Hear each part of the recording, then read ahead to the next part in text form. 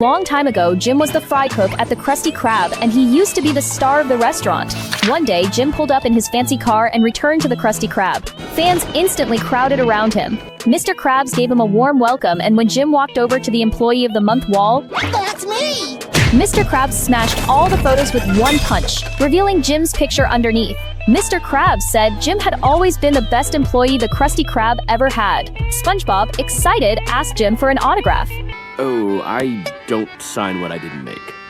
Jim then grabbed a spatula and walked into the kitchen, with two bodyguards standing guard at the door to keep the Krabby Patty formula safe. One patty, the right way.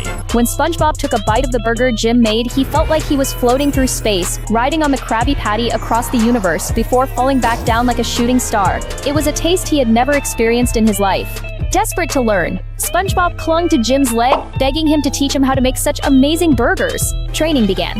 SpongeBob kept rolling the patties. He handed the finished patties to Jim, who simply sniffed them and tossed them down the toilet. SpongeBob made a large number of Krabby Patties. Jim tasted them and tossed them all down the toilet. However, there were so many that the toilet became clogged. Crushed, SpongeBob broke down crying in the bathroom. Squidward walked over to ask what was wrong, and when he heard SpongeBob was planning to quit the Krusty Krab, he was stunned.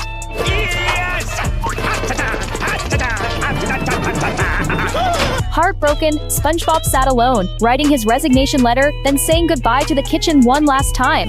Goodbye, Pot. Goodbye, Pan. So long, Fry Fat. Goodbye, Grease Down.